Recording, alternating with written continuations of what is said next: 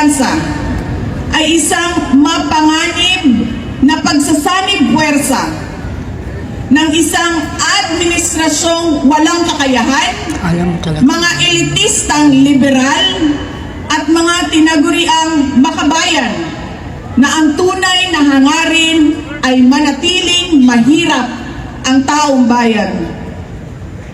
Isang alyansa na handang ibalik tayo sa kadiliman ng narco-politics, sa bangungot ng Typhoon Yolanda, kung saan ang mga Pilipino ay iniwan sa ulan, sa gutom at sa kawalang malasakit.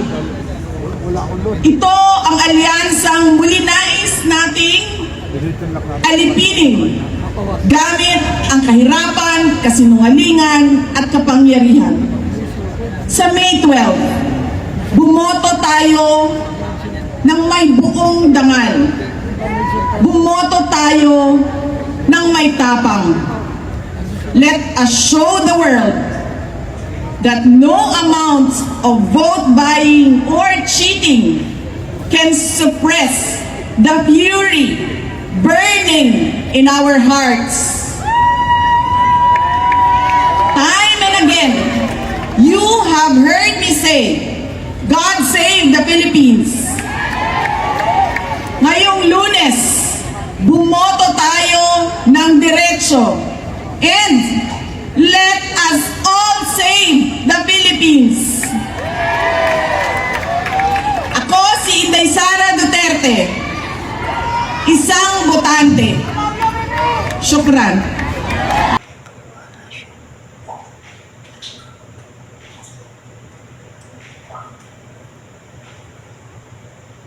Ako, bilang isang Pilipino, talagang nakakalungkot ang katotohanan na napakabilis nating maloko, napakabilis nating madaya.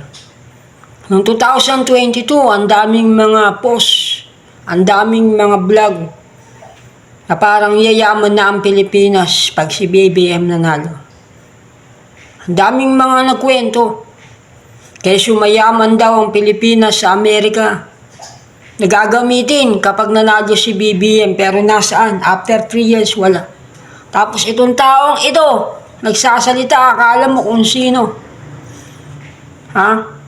Siya lang naman yung dating anak ng dating Pangulo ng Pilipinas. Bagaman anak pa rin siya. Siya yung dating presidential daughter na nagsabi hindi na kailangan ng tapat ngayon. Nakakalungkot maging Pilipino. Bakit, ha?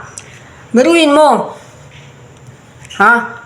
Mayroong naniniwala na kapag ka-eleksyon may nagbigay sa'yo ng pera, kunin mo, pera mo rin naman yan. Kung talagang pera natin ang ibinibigay nitong mga nagbo-vote buying tuwing eleksyon, dapat kasuhan ng pagnanakaw yung mga nagbo-vote buying. Kung talagang pera ng bayan yan, sinong nagbigay sa kanila ng karapatan na ipamili ng boto yung pera ng taong bayan? Oh, bakit walang umaaksyon yan? Sino ang nagsabi na pag may namimigay ng pera sa panahon ng kampanyahan, kunin dahil pera mo rin naman yan? Siya ang tanda na ang tao na nasa politika gumagamit ng pera ng bayan para sa vote buying. Dapat kasuhan ng corruption ng ganyan. Dapat kasuhan ng pandarambong. Napakahirap maging Pilipino. Napakahirap. Bakit? Yung tunay na nagmamalasakit sa bansa, hindi binoboto. Yung tunay na nagpapahalaga sa bayan, hindi binoboto. Bakit? Ang taong hindi ko malaman kung ano. Tapos, sa 2028, gagawin presidente itong si Sara Duterte. Napakalaking kahangalan. Napakalaking kawalan ng utak na bumoto tayo ng isang Sara Duterte sa 2028. Ito na nga, nagkamali na nga tayo sa pagkaboto sa isang BBM eh. Mayaman daw ang Pilipinas eh. Mayaman daw ang Pilipinas sa Amerika na gagamitin pag si Bongbong Marcos nanalo ng presidente. Nasaan? Wala naman. Tapos maniniwala kayo kay Sara Duterte na hindi naman tapat. Sana punta yung mga confidential pa niya. Sana napunta yung kanyang mga tinatawag na confidential pa. Wala. May nangyari ba sa DepEd? Napabuti ba niya ang DepEd? 19 million na mga Pilipino. Hirap magbasa. Anong nangyari? Bakit tayo ganito? Kailan tayo matututo? Kailan tayo maniniwala sa mga totoong nagmamalasakit sa atin? Kailan? Mahirap. Mahirap maging Pilipino. Dahil ang binoboto ng mga tao, karamihan yung nagbibigay ng pera. Wala kang choice eh. Yung kabila ang nagbibigay ng pera. Yung kabila ang nagbibigay ng pera. Pero mo naman yan, kunin mo. Iboto mo yung nasa puso mo. Mali! Kahit ano pang sabihin dahilan ng mga tao, ang pagkuha ng pera tuwing araw na eleksyon, pagtatraidor! Kayo mga kumukuha ng pera mula sa politiko ngayong eleksyon, mga traidor kayo! Binibenta ninyo ang bansa. Galing daw sa pera ng bayan, din naman yan. Pera din naman natin yan kunin. Sinong nagbigay ng karapatan sa sino man na gawing pang vote buying ang pera ng bansa? Bakit hindi ninyo arrestuin yung mga nagbo-vote buying niya? Pera pala ng bayan niya, ninakaw pala nila yan. Kinukonsintin nyo ang korupsyon sa pamamagitan ng pagkuha ng pera na pinamumulmod ng mga politiko tuwing kampanyahan. Ginagawa niyong prostitusyon ng Pilipinas. Ginagawa ninyong bayarang babae ang Pilipinas. Mga traidor, mga walang utang na loob. Pagkatapos tayong ipakipaglaban ng mga bayani, ibebenta nyo lang ang karangalan ng bansa sa 1,000, kahit 5,000 mo pa yan. Sabihin, hindi naman iboboto, kukunin lang yung pera. Pera naman natin ito eh. Kung pera pala natin yan, ninakaw yan. Gamitin niyang ebidensya laban sa mga magnanakaw. Napakahirap maging Pilipino. Ang mga nananalo, kundi artista, kundi mukhang siga, mga mapipera. Ayaw ninyong maniwala sa akin. Hindi totoo ang Marcos Gold. Hindi totoo ang Taliano Gold.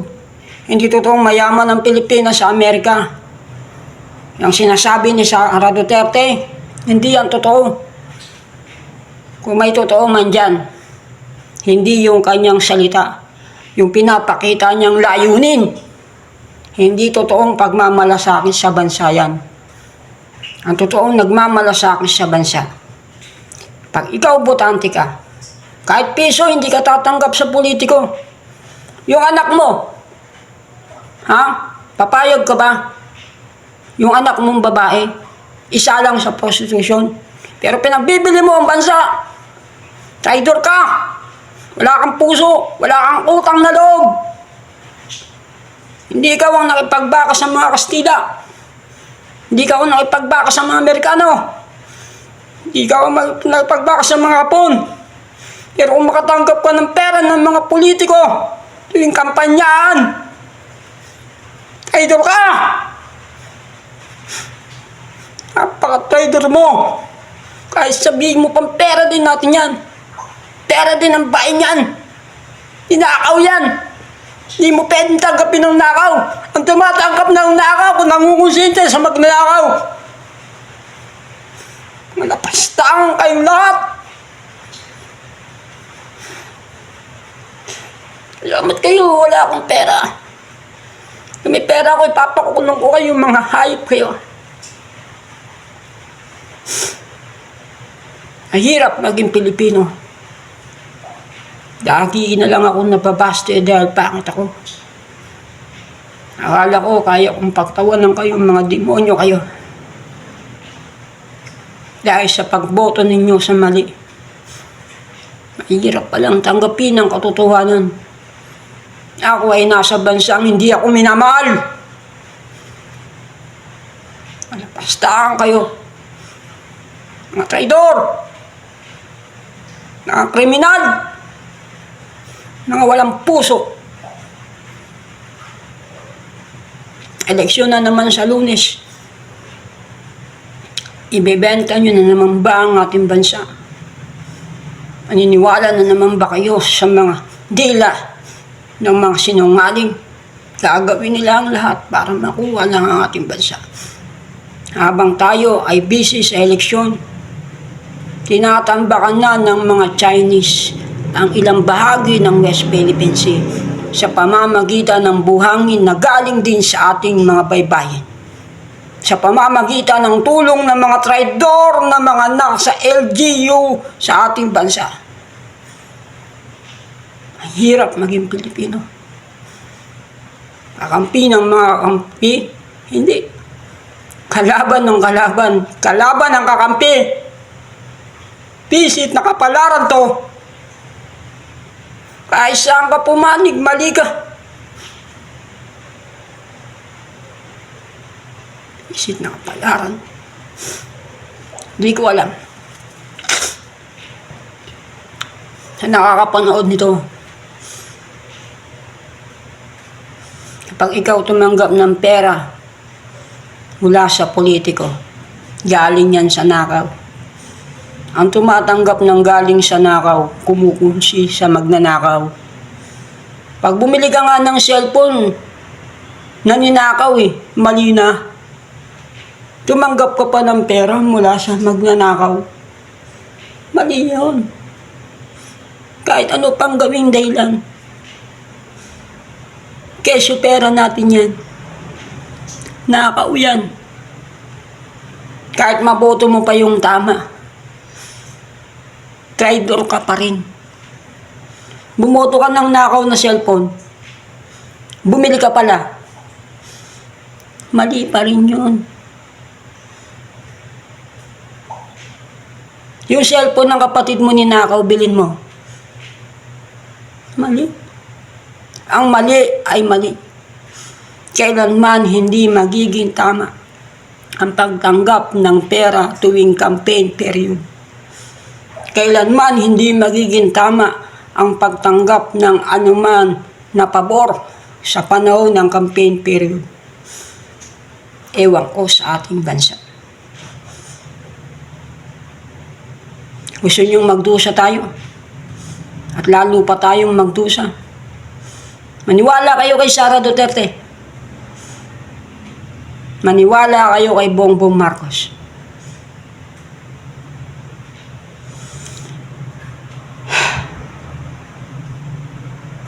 Ang hirap maging Pilipino. Kailan ba tayo magmamature? Pilipinas, gumising ka na. Gumising ka na. Ang tagal mo nang naghihirap. Isipin mo naman ang sarili mo. Isipin mo naman ang sarili mo. Hindi ang mga Chinese ang totoong kalaban natin. Ang sarili natin ang kalaban natin.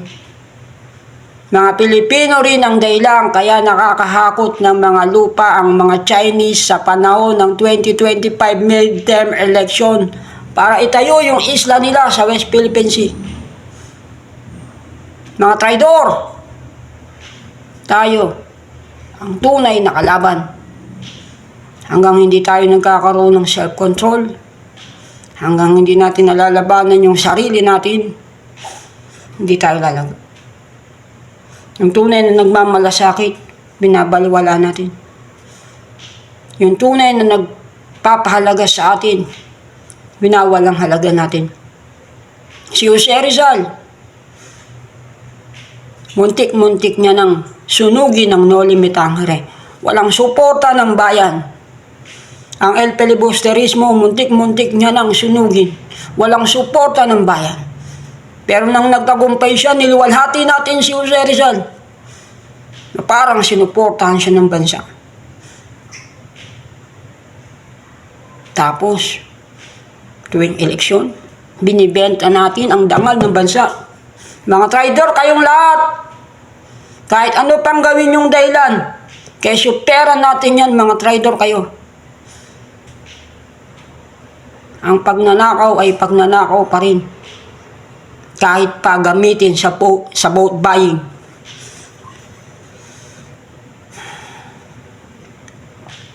Sana ngayong Lunes, iboto natin yung tama. Sana iboto natin yung tama. Kung paano nagbabala ako noong 2022 na walang Taliano gold, na walang Marcos gold, na hindi totoo yung Marcos last will of testament, na hindi totoo yung yaman sa Amerika ng Pilipinas. Nayayaman tayo pag naging Pangulo si BBM. Nagbababala ako. Lulubog tayo lalo sa kahirapan pag si Sara Duterte ang naging Pangulo. Bakit? Yung confidential fund, ginamit nila yan para sa sarili nilang kapakanan nung sila ay nasa pwesto pa sa Davao. At posibleng pinagpapatuloy yan ng kanilang pwersa doon. At pinagpatuloy ng siya ay Vice President. Ginagamit nila ang confidential fund para sa sariling kapakanan. Hanggang kailan tayo gigising sa katotohanan? Hanggang kailan? Hindi ko alam. Ang alam ko lang, mahapdi at masakit tanggapin ang katotohanan. Na kung paano ako ay lumaki at nagkamalay ng walang nakitang ina. Hindi ko naramdaman na bayan ko ang Pilipinas. Bakit? Ang bira, nung year 2000, hindi ako naayudahan. Hindi ako nabibigyan ng ayuda. Wala. Natutulungan man ako yung mga private na mga tao. At minsan, nabibigyan din ako ng mga binibigay ng bigas ng mga politiko. Pero yung ayuda talaga ng DSWD, wala. Ang hirap ng naranasan ko. Nung year 2000, buti na lang may ipon ako. Pag hindi kayo maniwala sa akin, lalo tayong maghihirap.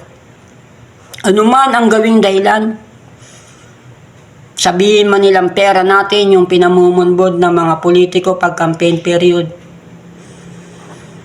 Nakakaw pa rin yun. Kung pera nga natin yun. At vote buying pa rin yun. Ang pagtanggap ng pera sa tuwing campaign period ay bawal. Dahil bawal mamigay ng pera tuwing campaign period. Ang paglabag sa bawal ay bawal pa rin. Ano man ang dahilan. Pag tumanggap ka ng pera sa sino mang politiko tuwing eleksyon, mali pa rin ang ginawa mo. Ang mali, ano man ang dahilan, mali pa rin. Hanggang kailan mo patuloy na traidorin ang bansa. Tapos nag-iisip ka, bakit ang hirap ng buhay? Bakit naghihirap ka? Bakit mahirap tayong lahat? Kasi traidor ka. Traidor ka. Yun lang. Sabihin natin, pera natin yan. Ang binibigay ng mga politiko tuwing eleksyon. Bakit mo tatanggapin ang nakaw? Sino nagbigay sa kanila ng karapatan na gamitin ang pera ng bayan para sa vote buying? Tama bang tumanggap ng nakaw? Ipapakain mo sa anak mo, nakaw? Traidor ka. Ikaw ang makabagong makapili. Traidor. Traidor ka. Ikaw na nagpapakain sa pamilya mo nang mula sa politiko ngayong campaign period ay traidor. Makain ka ng nakaw. Walang hiya. Dinamay mo pa ang buong bansa. Ako lang merong kapangyarihan. Sabi ko sa'yo, titigman niyo yung galit ko. Galit na galit ako. Galit na galit ako. Gumawa ka ng mabuti para sa bansang ito, magkamali ka lang na isang beses, demonyo ka na. Talang yung mga demonyo na yan. Pera pala ng bayan yung pinamumod mo nila, tinanggap mo. Tumanggap ka ng nakaw, pinakain mo sa anak mo galing sa nakaw. Hindi ka nahiya. Eleksyon na naman sa Lunes. Hindi ko alam kung anong mararamdaman ko. Nagbabala na ako noong 2022. Ayaw niyong maniwala. Iboto niyo si Sara Duterte sa 2028 para pare-pare tayong magdusa sa impyerno. Ayaw niyong iboto yung nagmamahal sa inyo. Ayaw niyong iboto yung nagmamalasakit sa inyo. Gusto niyo instant gratification. Yung katraidoran nyo, ginagawa nyo pang tama. Pera naman natin yan. Bobo! Ninakaw yan. Tatanggap ka ng nakaw. Bibili ka ng bigas ang pagkain ng anak mo galing sa nakaw.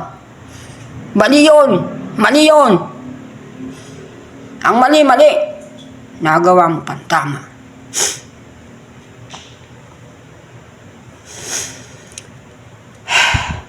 Pasensya na po kayo, naglabas lamang ako ng sama ng loob.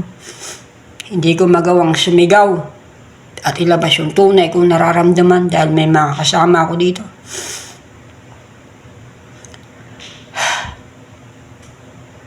Pilipinas, imulat mo yung mata mo. May mga anak kang nagmamahal sa iyo. Hindi nila gagawing mamigay ng pera tuwing campaign period. Hindi nila yung gagawin dahil bawal yon, sabi ng COMELEC. Pero hindi mo sila binoboto kasi gusto mo ng instant gratification. Ang mga katipunero noon, hindi lang lakas ang ginamit nila. Buti pa yung mga sundalo ngayon sa AFP, may sahod. Yung mga katipunero noon, wala nang sahod, nag-aambagan pa sa pondo ng katipunan. Tinamasa mo ang kalayaang hindi nila naranasan. Pero ano ang ginanti mo? Ang tumanggap ng galing sa nakaw. Papakain mo sa anak mo galing sa nakaw. Kung talagang pera ng bayan ang ipinamumod mo nila, nadahilan mo para tanggapin yan.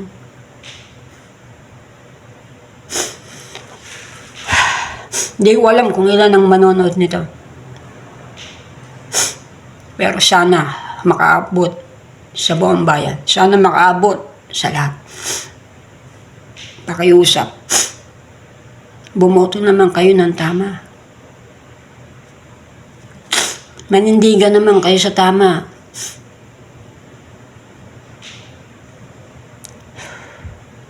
Maraming salamat. Ako po si Carlos L. Hernandez Jr. Pasensya na po kayo. Pero nagpipigil pa rin ako ng aking emosyon dahil hindi lang ako ang nandito. Baka sila'y magising. Dahil hindi ko po ito umaga ni-record kundi madaling araw. Maraming salamat sa inyo. Nawa sa Lunes, iboto nyo yung tama. Sa ngayon, ang may papanukala ko lamang, iboto niyo po ang Kalinga Party List number 79. Ako pa rin to. Yung nagsabing iboto niyo ang Kalinga Party List number 68, ako pa rin to. Ngayon naman, number 79 po para sa party list. Pagdating sa mga senador, wala akong maisip. Pero pakiusap. Ay boto nyo yung tama. Kung kaya nyong ibili ng pagkain, yung galing sa nakaw, wala akong magagawa. Pero isa yung katraidoran. Treason ang pagtanggap ng pera mula sa politiko sa panahon ng eleksyon. Kahit idahilan mo pang pera, di naman natin yan. Katraidoran yan. Kung mananatili kang traidor, lapastangan sa bansa, wala akong magagawa. Pero isa lang ang tiyak. Damay ako. Hanggang buhay ako sa lahat ng kagaguhan mo. Ay, pasensya na sa terminong kagaguhan, sa lahat ng kamalian na pipiliin mo. O bayan, lumaki akong walang ina. Kaya ayaw kong tawaging ina ang Pilipinas, kundi ama. Sana naman,